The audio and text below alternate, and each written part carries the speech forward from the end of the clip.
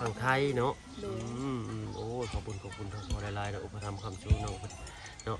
แต่น้องไปซื้อยาก็ยังดีได้แต่มันบ่มีใส่เพิ่นจดเลยเพิ่นเขียนตามนี้บ่โดยเขียนนั่นเป็นชื่อตามนี้อ่านเป็นอยู่บ่ล่ะโลพัสพี่น้องเนาะเปิดคลิปเปิดภาพมาก็อยู่พี่เนาะอยู่บ้านแกงทองบ้านน้องบุษบาพาเพิ่นพี่น้องเนาะน้องบุษบาตากลมทางลุงจันทร์เอิญเพิ่นเอาทางทีมงานเป็นกลับกัน2-3คนเลยแหละพี่น้องเนาะเหลือแต่ลุงเฮิมทางเบาเพิ่งเบาบุญบ้านป่าแล้วก็ทางเบาเสียงเนาะเอ้าทางนี้หลักพดพักว่าอยู่นี่เนาะสวยเลยสบายดีน้องโอ้ยเนาะเอาหน้าไม่ใช่หดเลยขอเพิ่นเนาะโดยขอน3 ทาง2 ทาง3 ทางก็ได้แล้วนี่เนาะเอาแป้งงามเลยพี่เลยเนาะ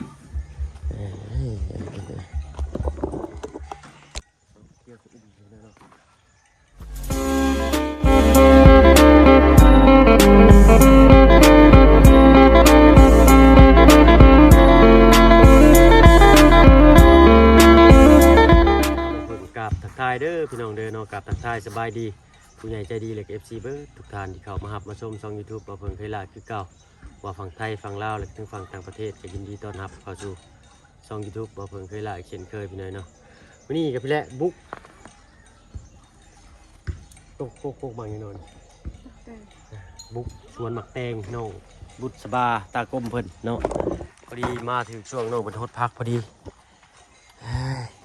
ขันว่ามามือใดคือกันพี่น้อยนะถ้าว่าบ่เพิ่งเข้ามานะที่ถึงช่วงน้องเป็นฮดพักบ่ฮดพักกะนึ่งเขามือนั้นเราก็แลดลงแต่ซ่านนั้นแป้นผักจนหักเนาะต่ำโดนเราเห็ดคือว่าอะไรพี่น้องมันกะโตเกียเสียหายตามการเวลาแหละเนาะผุพังไปไม่เป็นไม่ไผ่ชำนาไม่ช่างก็เพิ่นเอาไปเห็ดไม่พากระตานี่แหละที่เพิ่นเอามาเห็ดคานเห็ดคือมันนั่นนะไม่ลิกไม่ยังบอกยังโบงไปว่าสั้นๆนะเนาะป่าร้ายก็จริงแต่ว่าเพิ่นบ่ได้ให้ตัดได้ป่าร้ายก็มีแต่ป่าต้นไม้น้อยต้นไม้ใหญ่เดี๋ยวนี้นะเพิ่นไปขอน้ำเพิ่นจากข้างบ้านจากได้ยินหรือบ่พี่น้อยเนาะเสียงว่าเพิ่งกับเสียงน้องบุตรเสียงว่าเพิ่งน่าจะได้ยินอยู่เพราะว่าเพิ่งจับไกลๆเพราะว่าน้องบุตรเราสิค่อนข้างเสียงข่อยแน่เนาะมีเงินมีคำจึงสิไปเอาไม้ตัวราคาถือมาลองใส่ผมก่อนพี่น้อยเนาะตัวที่ทีมงานใส่ตัวน้อยละ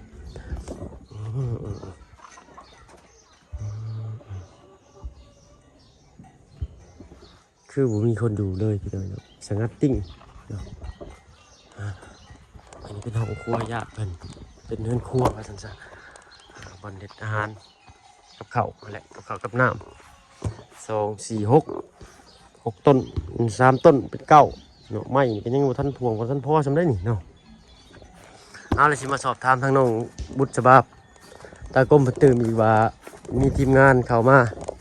แจ้งยังอีกระบอเนาะคือเห็นทางลุงเฮิร์เพิ่นก็ขึ้นมาได้2-3 มื้อได้พี่น้อยเนาะเพิ่นก็คือสิขึ้นมาเรื่องสมทบบ้านน้องบุษบาเพิ่นนี่แหละเอาน้องบุษมื้อนี้ทีมงานมีผู้ใดแน่เข้ามาหาเจ้าบ่มีเลยเป็นได้เรื่องบ้าน2 เฮือนซ่านเจ้างานใดก็ยังมีใครมาแจ้งยังเพิ่มเติมบ่โดยเอาค่อยเป็นค่อยไปเราไปยืดช่องก้มอยู่แล้วก็ได้เอาแกฝักบัวไปเก็บซะก่อนเนาะจังมาโอ้ร่มกันเติมอีกนะใช่เลยทางตุ่มพอเจ้าเนาะเหนื่อยเป็นลงเซ่เนาะว่าจะถามว่าเพิ่นกินหืดกินยากินทั้งไม้หักตอกเป็นอะไรเนาะช่วงเศร้าขึ้นบ่อาการดีขึ้นบ่หรือแนวใดหั่นนะเนาะถ้าว่าดีนี่ก็มันเป็นพืชไม้ที่หาง่ายๆได้เนาะต้นเล็กกับบอระเพ็ดเนาะหรือว่าเครือข้าวโพดบ้านเราเอามาต้มกินเนาะคมๆมันนะคมอะไรเนาะชื่อตรวยไก่ตรวยเลยพี่น้องเนาะ แต่ไข่จะได้ว่าอยู่ได้เนาะอยากสิมาโอลมตื่ม ทางน้องบุตรเพิ่นเรื่องนี่แหละบ้านสองเงินซานทางบ่เพิ่นก็บ่มีงบบ่มีหยังดอกแต่ว่าเรามาถามเบิ่งเผื่อว่ามีความคืบหน้าทางทีมงานเพิ่นแจ้งเข้ามาตื่นอีกเนาะยังบ่มีเนาะน้องเนาะ เดี๋ยว ทางลุงเฮิมนี่จ้ะ มีแต่น้ำเฮิมสอง แล้วก็ยังนำทางลุงจันทร์กับบ่าวบุญได้จ้ะ โดยมีแต่บาวุ่นและการลุงจ้างบาวุ่นบ้านฟ้า เพิ่นชื่อไม้นี่บ่หรือว่ายังเป็นเงินสดลืมแล้วจักเนาะเพราะว่าบางเทื่อบางทีผู้ใหญ่ใจดีเพิ่นน่ะเนาะแนมเห็นอยากสดอยากสวยเจ้าเนาะเพิ่นก็สิได้ฮู้จำนวนเนาะเฮาต้องช่วยจำนี้นะบ่เป็นหยังเนาะเจ็บปากเลยเนาะหน้า15ได้ตัวนี้เนาะไม่บ้านน้องตุ๊ดก็ใหญ่ครับนี้ชาครับเริ่มหนาวแล้วบ้านนี้เพราะว่ายำเสียงแดดหัวก็จะแตกตอนค่ำมาเนี่ยโอ้ยต้องเผากับของกับหูเลยนะสั่นเลยขับรถเมื่อนี่อันนี้แข็งบัดมือนี่เนาะแข็งกระด้างบัดเลยน้องนุ่งเจ้านี่เคยเห็นปัจจุบันเลยวะเนาะ นี่มีกระน้องทราย ผู้เสื้อแดงผู้เสื้อดำ เสื้อด เอาบริเวณมือที่เอาเสื้อผ้าเอาของเสื้อสัตว์มันมุ่งนะให้น้องเพิ่นอันนั้นมีสำนักแต่ว่าน้องจ้ะ ำโดย เห็ดยังไว้ให้ทางทุกพ่อกับน้องกินแรงมัน พอใส่มองเลยก็ทิพย์ พอใส่หมองแล้วก็ถือปลา โดย โอเคเว้าดังๆอย่างได้น้องได้น้องเพราะว่าลองเว้าดังๆอยู่ไอ้ว่าเอ้าเลี้ยงโมเมนต์เลยเนาะ โดย พอเพิ่งหัวก็ไปปากกะจี้นี่ก็ได้โอ้ยน้องจะแนวเป็นเว้าคอยบัดบ่ได้ไม่บ่มียังอยู่ไกลโพดนี่จะได้ยินหรือบ่พี่น้อยเนาะโอ้ยอดทนฟังอันนี้เด้อปะลุงเนาะเอาเสียงกระหล่องกองแก่งเสียงสวดเสียดเสียงหลอกเสียงลมกะเพิ่มเปิดเพิ่มนายก็ได้พี่น้อยเนาะอดซาเบิ่งเขาก่อนเนาะถ้าบ่เพิ่งก็อดเก่าเยอะก่อนสิได้ทอนคำคุณลุงเพิ่นว่าล่ะเนาะไปใส่แหน่มื้อนี้ ก็ได้ไปใส่ซอยพระเจ้าอันนั้นดินอันโน โอ้เพิ่นดอง โดย โอ้เฉพาะอันนั้นขี่รถเข้ามานั่นเห็นนั่นที่เจ้าตั้งโต๊ะตั้งเต็นท์ก็เรียกว่าเป็นเฮือนนั่นช่างเฮือนเป็นดอกเฮือนดีเฮือนช่างอีกเนาะเฮือนดองเนาะงานวิวาว่าซั่นซะ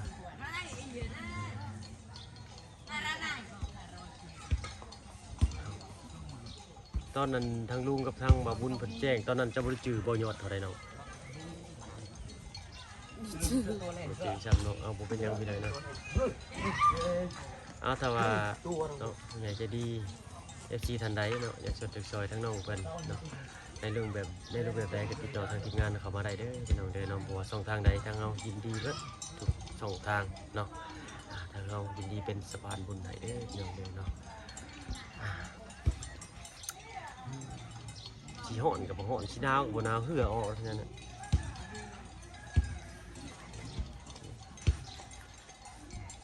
บ่ปากบ่เว้าเลยพี่น้องเนาะบ่บุดเพิ่นเด้อจะมีหยังไปว่าจากเว้าอีกบ่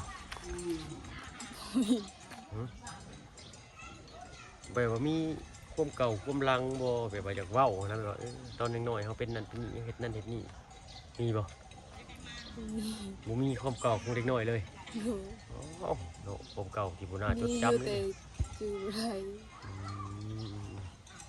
เนาะคือน้องจันน้องหัวนี่เป็นสิมีแนวเราเรื่องสิฟังได้เป็นจันสิเนาะอันถ้าน้องบุตรนี่ว่าอันบ่ถามยังนี่จ้างสิหูไปเลยเนาะ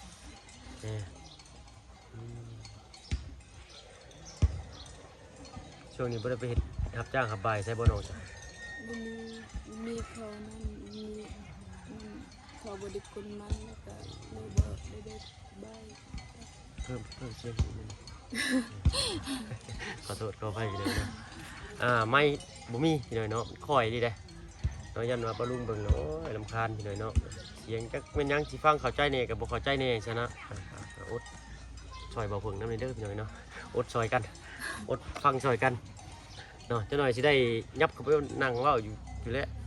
เจะเว้าคอยโหดเด้อเว้าแฮงเนาะดังเลย โดย โอ้ยบ่ดังเด้ซั่นนี่เอาดังอีกเพิ่มอีกได้บ่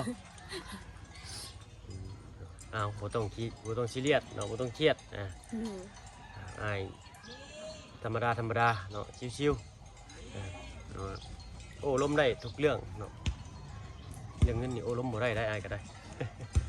เอาหยอกทุกอย่างเลยเนาะเอากับบ่ได้อีหลีแหละเนาะช่วงนี้ทุกอย่างปากมองว่าซั่นซะกรอบ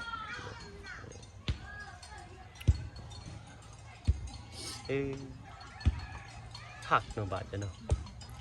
ยามคำแรงมานี่เสียงกล้องแกล้งกล้องแกล้งกระลงงัวกระลงแบ่พี่หน่อยเนาะ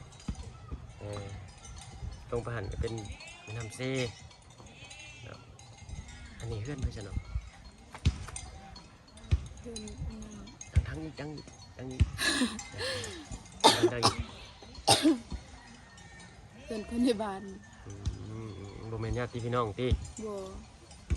นั่นกำลังสิได้เลยเราดังอีกหน่อยนึงคืนนี้จัก2กักเด้อ โดย เอาพี่น้อยเนาะเอาซอยกันพี่น้อยเนาะซอยกันให้ปลาลูกไปได้ยินนำแน่แต่ว่าเสียงอ้ายคอยไปจักใช่คอยบ่ บ่ บ่คอยเนาะ โดย ถ้าว่าเพิ่งคือว่าเสียงนี่แบบเว้าค่อยๆคือว่าหมู่ฟังคือว่าดังแต่ใดๆพี่น้องเสียงบ่เพิ่งเว้าแบบนี่คือว่าเว้านี่ธรรมดาสุดคอยสุดเลยนี่ถ้าว่าให้เว้าดังนี่โอ้คือแบบตะคอกใส่เลยนะเนาะน้ำเสียงนะจักเป็นอย่างแบบคอเขาแบบมันใหญ่บ่รู้มันใดๆบ่จักกันเสียงเขามันเป็นจังซี่เนาะเสียงแต่ละคนสิบ่คือกันว่าซั่นซะตัวน้อยแต่ว่าเสียงใหญ่เจ้าตัวใหญ่แต่ว่าเสียงน้อยเสียงแหบก็สิเป็นแหบมหาเสน่ห์ดิสาวลำซิ่งเลยเพิ่นเด้อดังๆเด้อดิ่งดังนะบ่ บอกไปเรื่อยๆบ่เพิ่นก็ได้พี่น้อยเนาะจักสิโอ้ลมยังกับน้องเพิ่นเนาะน้องเพิ่นก็จักสิเริ่มต้นส้นปลายได้ไดเนาะเป็นได้ไดอันทางพ่อเจ้ากินหางไม้หางยาอาการเพิ่น ดีคล้ายๆแน่ก็คือแติดข้าวแต่พอโอนเงินตั้งเต็มไปซื้อยาแต่บ่ เสียงกระดิ มี กเสียงกระดิก แต่บ่มียา พอใช้พอน้อง ฝั่งไทยเนาะ โดย โอ้ขอบคุณพอหลายๆเนาะอุปถัมภ์คำชูน้องเพิ่นเนาะ แต่น้องไปซื้อยา ก็ยังดีได้ แต่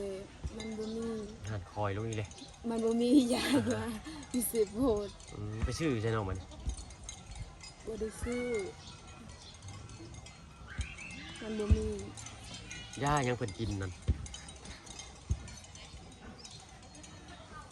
นี่ถ้าเพชร ใช่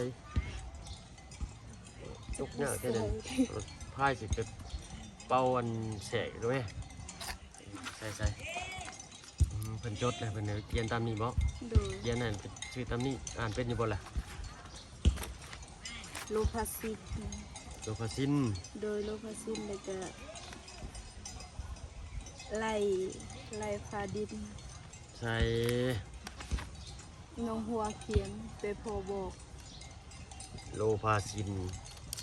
ได้ใช่บ่สระไอ ไล่ ไล่อยู่โอ้ย ไล่ ไล่สั่นเด็ดเนาะมันไล่เพิ่งไล่ต่อกับเป็นฮักเพิ่งไล่พาดิน โดย สองอย่างนี้ โดยแต่มันบ่มีอยู่สิบูน โลพาซินไล่พาดินทางอันพอทางฝั่งไทยเป็นแนะนำบ่เนาะ โดย อืม ตัวหาแล้วก็บอกเลยน้องก็จด เลยกะและลองเบิ้งเนาะ ไปทำไปซีปูนกับหมูแล้วก็ไปทำเขาและเขาว่าบ่มี เซโปนอยู่ห้านยาใหญ่คลินิกใหญ่กับบ่มีในห้องหมอกับบ่มีเนาะ บ่มี มันต้องเป็นห้องแพทย์ห้องหมอสำหรับโดยเฉพาะมาจากที่นี่เนาะซึ่งก็ได้พาซินบ่ โดย บ่เคยได้ยินเลยซื้อยานี่เอ้าถ้าจะฮู้หยังก็เสิร์ชเบิ่งเอาเนาะทางน้องก็ได้ว่าหน้าตายาเป็นแนวใดนะแต่พอหมอเพิ่นถามว่าโอ้ยรูปแบบยารูปยานี่เป็นแนวใดสินะก็เปิดให้เพิ่นเบิ่งนะครับบางทีเฮาอาจสิเอิ้นบ่คือกันกับเพิ่นก็ได้สินะเด้อเนาะน้องก็ลองเสิร์ชหาเบิ่งก่อนใน Google บ่ใน YouTube บ่นะ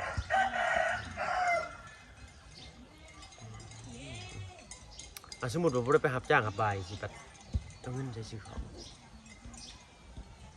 ก็มึงเพื่อมึงจะมีคนไปอันนั้นเขาให้ไปมั่นเขาแล้วก็มีเขากิน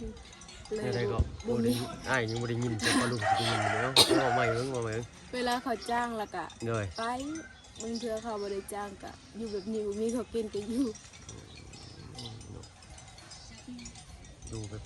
มีกินบ่มีก็บ่ได้กินพักกินยาไปเขาเว้าขอโทษขออภัยเนาะนี่ก็เสียแต่จักปีล่ะ ตีน้องยังน้อยตีน้องอายุประมาณ21 ปีประมาณนั้น จำหน้าเพิ่นได้เลยได้เนาะ เป็นได้ตอนนั้นลำบาก ให้ไปอยู่พู ใกล้บ่ให้เจ้าแต่นี่ไป ให้นอนอยู่พูเลยบ่ได้มีบ้านเลี้ยวให้แล้วก็เมื่อ เลยว่าทางบ้านช่วยคือกันเนาะเมื่อก่อนก็ลำบากคือกันเนาะไอ้เนาะนี่แหละเพิ่นหูจักไปฝั่งไทยนี่แหละเนาะเพิ่นก็จังว่าใครเนี่ยขึ้นมาเนาะไปเฮียนฮู้เนาะไปเฮียนฮู้ไปเอาชีวิตรอดอยู่พุ่นเนาะไปเติบใหญ่เติบโตไปเฮียนฮู้เฮียนรู้งาน